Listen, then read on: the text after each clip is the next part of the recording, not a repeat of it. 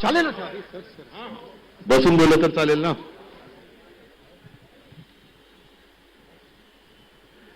कहां से शुरुआत करू? हिंदीमध्ये करू, मराठीमध्ये करू, कसं काय म्हणताय? बरं आहे ना? सब ठीक आहे ना? सब ठीक बा ना?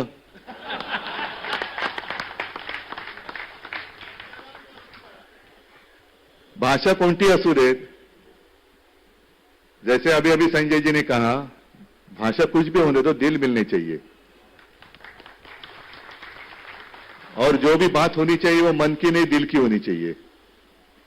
जब दिल मिल जाते हैं तो सब कुछ रास्ता, आगे का रास्ता है वो आसान हो जाता है. मंजिल तय होनी चाहिए, कहां जाना चाहिए. आवश्यकता नहीं है कि हम एक दूसरे का परिचय करा दे.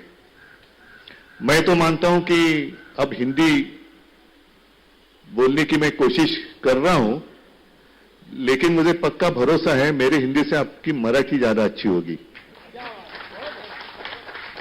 कारण पिढ्यानपिढ्या तुम्ही इथे राहत आलेला आहात. अनेक प्रश्न हमारे मन में हैं, आपके मन में हैं, खासकर कर जो शुरुआत हो गई आज सुबह से, उद्धव ठाकरे उत्तर भारतीयांचा मेळावा घेणार. हा मेळावा नाही, ये बैठक है.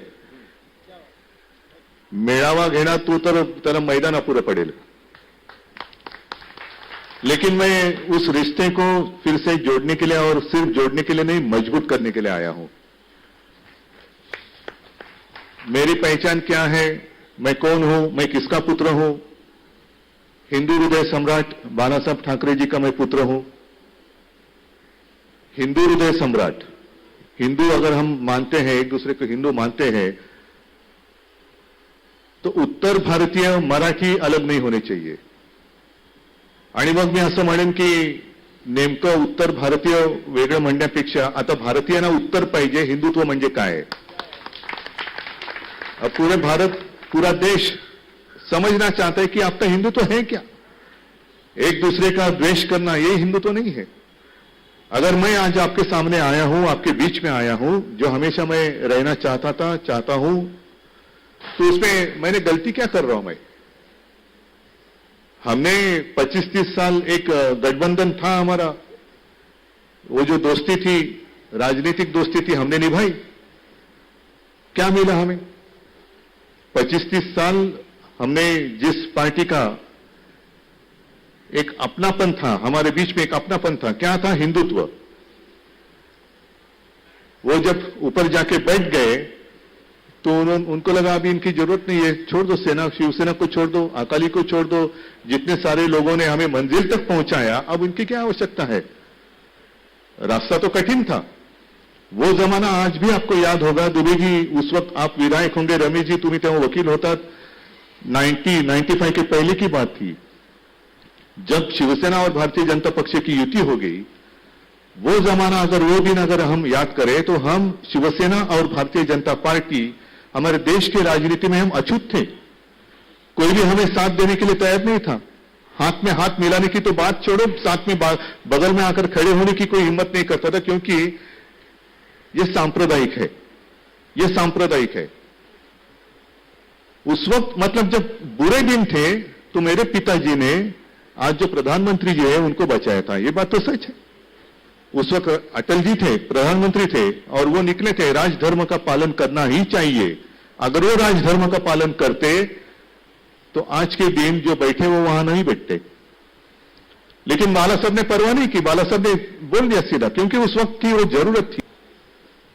और कभी भी मुझे एक भी लफ्ज या एक भी शब्द या एक भी वाक्य बाला साहब का ऐसे निकाल कर मुझे मेरे सामने रखो कि हम हिंदू हैं मतलब सिर्फ मराठी है, हिंदी लोगों, हिंदी जितने हिंदी भाषिक हैं उनका द्वेष करो.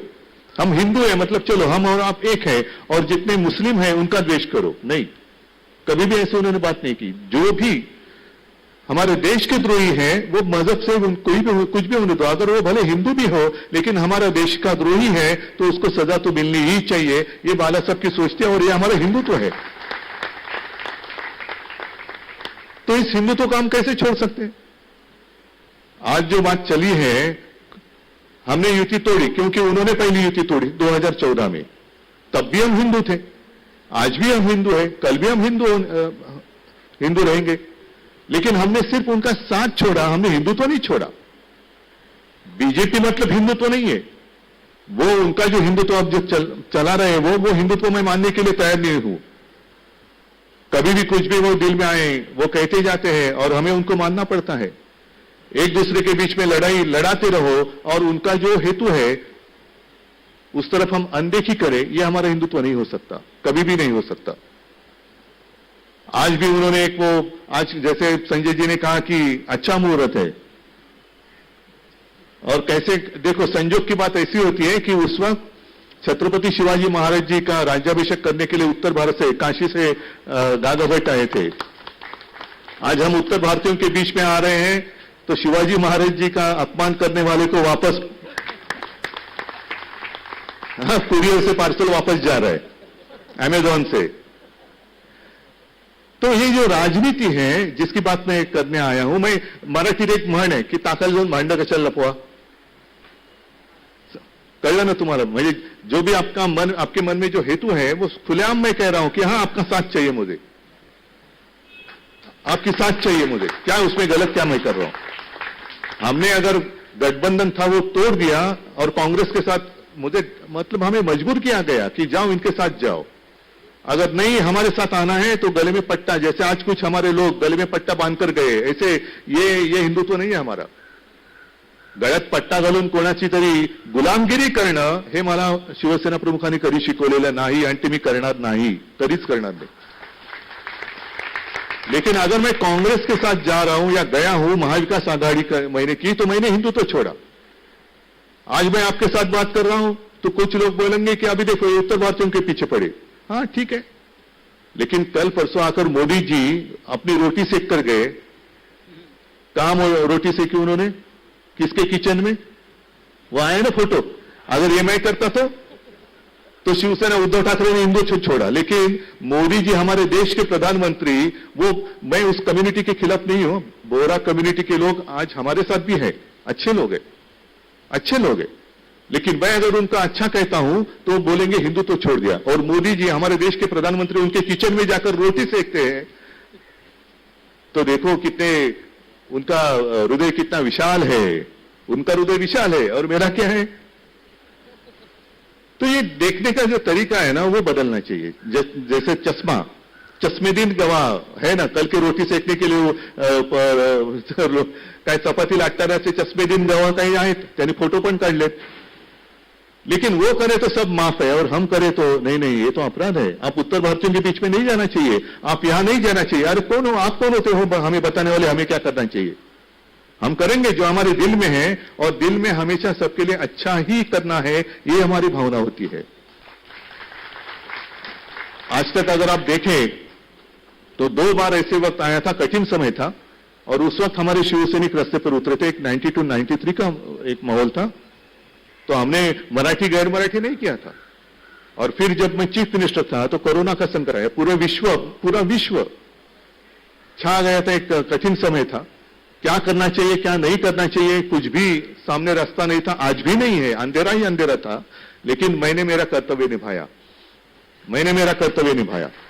मैंने हिंदू मुस्लिम कभी भेद नहीं किया, मराठी अमराठी कभी भेद नहीं किया। हमारे शिवसैनिक जब भी एम्बुलेंस हो, रक्तदान करते हैं, हम कहां देखने के लिए जाते हैं? रक्त हमारा खून किसके बदन में जाने वाले? मराठी के शरीर में जा रहे हैं कि गैर मराठी के जा रहे हैं, हिंदुओं के जा रहे हैं कि मुस्लिम के जा रहे हैं? नहीं, इंसानियत है और वो हम काम करते हैं। आज हम इकट्ठा आए हैं। मेरी एक दुख की भावना मैं अभी बताऊंगा क्यों। हम 5 साल इकट्ठा रहते हैं। हमारी शाखाएं, आज मेरे विधायक यहां बैठे हैं, सुभाष देसाई जी है, संजय राउत है, प्रियंका जी है, सुनील प्रभू आहेत, सगळे। इतर वेळेला शाखेमध्ये तुम्ही सगळे लोक येतात, उत्तर भारतीय हो, गुजराती हो, मुस्लिम भी है, सब लोग हैं, आते हैं। 5 साल हम इकट्ठा रहते हैं, चुनाव के वक्त क्यों अलग हो जाते हैं? ये जो इनकी राजनीति है, तोड़ो फोड़ो और राजनीति करो, राज करो, ये अंग्रेजों की नीति है। पहिलं हिंदुत्व करायचं, मग हिंदूंमध्ये मराठी अमराठी करायचं, मग पुन्हा मराठी में त्याच्यामध्ये तोडफोड करायची, उत्तर भारतीयांमध्ये तोडफोड करायची, म्हणजे एक दुसऱ्याशी लढवत ठेवायचं आणि हम घोड़े पे बैठे रहेंगे, तुम्ही घोड्यांचे लाथा खा पण हम घोड़े पे बैठेंगे, आप खाओ उसकी घोड़े की लात जो है लाव मारा. पण आता घोड्यावरती बसल्यानंतर जसे का उद्या परवाकडे होणार होतं काऊ हक डे, वैसे पता नहीं घोड़े को भी मीठी मारने के लिए करेंगे. ये कौन सा हिंदुत्व, क्या है देश, इस नीति से हम चलाना चाहते हैं, क्या है हमारा सपना क्या है. मैं कुछ आपकी भावना भड़काने के लिए यहाँ नहीं आया हूं, लेकिन आपकी आंखें खोलने के लिए आया हूं. आंखें खोलकर देखो क्या चल रहा है. यही हमारा सपना था क्या, यही हमारा हिंदुत्व है जो आज चल रहा है. इसमें मुझे डर इस बात का है कि जिस तरीके से, जिस रास्ते से हमें लेके जाना चाहते हैं, अगर हम उस तरीके से जाएंगे, उस दिशा में जाएंगे, तो अपने देश की बदनामी होगी, हमारी प्रतिमा खराब हो जाएगी और हमारा हिंदुत्व का नुकसान इतना होगा कि बाद में हमें मैं हिंदू हूं उस वक्त बोलने के लिए डर था. अगर इनका कारोबार चलते रहेगा तो शर्म आने लगेगी कि मैं हिंदू हूं. उस वक्त तो सब डरते थे और उस वक्त मेरे पिताजी अकेले थे जिन्होंने नारा बुलंद किया था, गर्व से कहो हम हिंदू हैं. तो मेरे पिताजी थे. ये कहा इनमें इतनी हिम्मत कब आई थी. अगर राम मंदिर की भी बात करें तो राम मंदिर का जो विषय था वो ठंडे बस्ते में पड़ा था कि नहीं था. और उस वक्त हमने पहले ऐलान किया था कि चाहिए तो स्पेशल कानून बनाओ, लेकिन राम मंदिर का जो मुद्दा है वो सॉल्व करो. नहीं थी हिम्मत. और मैं कोई चीफ मिनिस्टर नहीं था, लेकिन एक फिर से संजोग की बात मैं कहता हूं कि 2018 के दशहरा रैली में मैंने कहा कि मैं अयोध्या में जा रहा हूं और मैं गया. नवंबर में मैं वहां गया 2018 में. मेरे सारे लोग थे, संजय जी थे, सारे थे. अयोध्या में हम गए और वहां कुठली नदी थी अपनी, शरयू नदी, वहां आरती भी की. और संजोग की बात में यही कहना चाहता था कि नवंबर 2018 में मैं रामलल्ला के दर्शन के लिए वहां गया. रमेश जी, उस वक्त का मामला था अदालत में, कितने सालों से था पड़ा हुआ, सालों से. ये मैंने कुछ नहीं किया, लेकिन मैं वहां जाकर आया, होकर आया. और जाते वक्त एक काम मैंने जरूर किया. अयोध्या जाने से पहले मैं शिवनेरी गया और वहां की एक मुट्ठी मिट्टी लेकर वहां गया. शिव जन्मभूमि की मिट्टी लेकर मैं राम जन्मभूमि गया था. और माने या ना माने, मानो या ना मानो, नवंबर 18 से लेकर नवंबर 19 राम मंदिर का भी फैसला हो गया. इतना ही नहीं, मैं चीफ मिनिस्टर बन गया. आम्ही तर आपल्या याच्यामध्ये आपण मराठी माणसं भेटल्यानंतर काय राम राम म्हणतो ना. आप कहते जय श्री राम, तो राम तो है, राम तो हमारे साथ ही है. हम भले राम राम कहते हैं, आप जय श्री राम कहते हैं. अगर बिहार की बात करें तो जय सिया राम बोलते हैं. और हम जो कहते मानते हैं कि अब तो चलो वो राम मंदिर का मुद्दा तो हो गया, अब आगे क्या करेंगे. हिंदू जब सोए हुए थे तो मेरे पिताजी ने उनको नींद से उठाया, जिसका लाभ आज ये लोग ले रहे. लेकिन हिंदू उठ गए, नींद उड़ गई. अब हिंदुओं को क्या करना चाहिए, कब तक हम लड़ते रहेंगे, किससे लड़ेंगे. और इसलिए मैंने कहा कि हमारा हिंदुत्व स्पष्ट है. जो मेरे पिताजी कहा करते थे कि राष्ट्रीयत्व हेच आमचं हिंदुत्व है, राष्ट्रीयत्व हेच आमचं हिंदुत्व है. और हमारा जो हिंदुत्व है वो दिल में, हृदय में राम और हात को काम देने वाला हिंदुत्व है. प्रत्येक हाताला काम मिळालं पाहिजे, पण कामामध्ये एक श्रद्धा पाहिजे, कुठेतरी श्रद्धा पाहिजे. तर आमच्या हृदयात राम आहे. आमची संस्कृती, आमच्यावरती संस्कार हे असे आहेत की कोणावरही अन्याय करू नका, पण कोण जर अन्याय करत असेल तर तो सहन सुद्धा करू नका, अजिबात करू नका. आगे जाकर बहुत बड़ी बातें या लंबी चौड़ी बातें मैं कह भी सकता हूं. सारी बातें आज कहूं तो रोमेश जी बैठे हैं, अपना दूसरी बैठक होने वाली है कुछ दिनों में, उसमें मैं क्या कहूंगा. लोग बोलेंगे आप वही बोलते जा रहे हैं मन की बात जैसी. तर ह्या सगळ्या गोष्टी, पण एका गोष्टीचा मला खरंच आनंद आहे की बऱ्याच वर्षानंतर का होईना रमेशजी आप आहे, दुबेजी आप आहे, खूप सगळी लोक जी जुनी बाळासाहेबांच्या वेळेला येत होते ते परत यायला लागले. आणि ते म्हणायला लागले की उस वक्त हम साथ में थे. त्यावेळेला आपण एक हिंदुत्वाचा नारा दिला होता.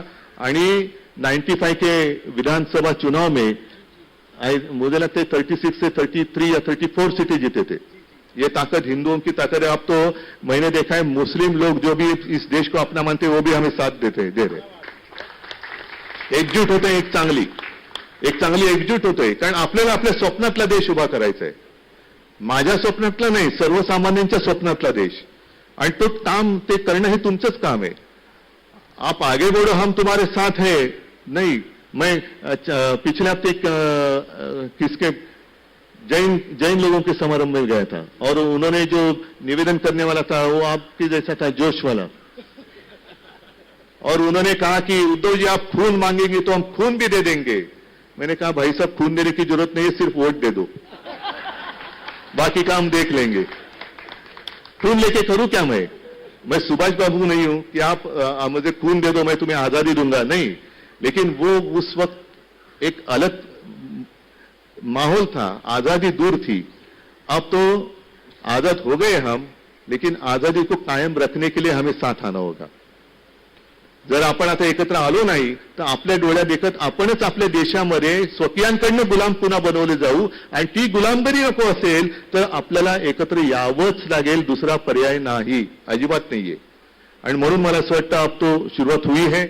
ये पहली बैठक है और 2-4 बैठक मैं करने वाला हूं, लेकिन उसके बाद एक बड़ी जनसभा तो हमें करनी ही होगी, ज्याच्यामध्ये सगळे जे एका विचाराचे लोक आहेत. मग त्याच्यात माझी मराठी आहेत, तुम्ही आहात, गुजराती असतील, काही मुस्लिम असतील, काही ख्रिश्चन्स आहेत, ख्रिश्चन लोक आहेत. ते सांगतात साहब अभी हमें बस शिवसेना ही चाहिए. तुम्ही जे काय कोरोना काळात केलं ते एवढं मोठं काम आहे की हमें आपको वापस लाना है, ये उनकी भावना है, उनकी भावना है. आणि आता त्यांचा जो प्रचार सुरू झालेला है तो यही चल रहा है कि कोरोना में जो कुछ अब तक चुनाव लेने की हिम्मत नहीं है उनमें, चुनाव लेने की हिम्मत नहीं है. अगर आज भी मैं उनको चुनौती देता हूं, हिम्मत है तो चुनाव ले लो. तो चाहे लोकसभा के ले लो, चाहे विधानसभा के ले लो, या हमारे महापालिका के ले लो, या सब मिलकर साथ में ले लो. चलो हम तैयार है हिम्मत तो आ जाओ, मैदान में आते हैं. तो हिम्मत तो नहीं है, और हिम्मत नहीं है और अपने आप को हिंदू का नेता मानते हैं, ऐसे कैसे होगा. हिंदू वही होता है जिसके दिल में एक हिम्मत होती है, चुनौती देने की, चुनौती स्वीकार करने की, लड़ाई लड़ने की और लड़ाई जीतने की हिम्मत जिसके दिल में होती है, वही इस देश पर राज करेगा, वही इस देश पर राज करेगा. और इसलिए मैं ज्यादा लंबी बात नहीं कहना चाहता. हम मिलते रहेंगे, ये अपना शहर है. हम अगर शहर में इकट्ठा रहते हैं, साथ साथ रहते हैं, तो कुछ साल पहले मैंने एक शुरुआत की थी, एक अभियान की, आप भूले होंगे शायद, मी मुंबईकर. उसके बारे में भी बहुत सारी अफवाहें फैलाई गई, गलतफहमियां कर दी गई. और आज भी मुझे मालूम है कि अगर मैं हिंदुओं के साथ बात कर रहा हूं तो बोल देंगे कि मराठी को छोड़कर हिंदी लोगों के साथ गए. नहीं, मराठी तो हमारे अपने हैं ही, आप भी हैं, लेकिन साथ मिलकर हमें देश को बचाना है. हम अगर एक दूसरे के हम अलग अलग ऐसी दीवारें खड़ी कर रहेंगे तो हमारे ऊपर राज करने वाले उसका गलत फायदा ले लेंगे और हम सबको गुलाम बनाएंगे. और हमें जो आजादी मिली है, उस आजादी को कायम रखने के लिए हमें एक साथ रहना ही होगा. और हमारी एकता, यही हमारी आजादी का एक संरक्षक कवच है. और इसलिए मैं चाहता हूं कि जो बीच में एक रुकावट आई थी या बीच में कुछ गलतफहमी हुई थी, उसको दूर कर हम आज से हाथ में हाथ मिलाकर आगे बढ़ेंगे. सबको मैं धन्यवाद देता हूं, शुभकामनाएं देता हूं. जय हिंद, जय महाराष्ट्र. कार्यक्रम का समापन इस बात से कर रहा हूं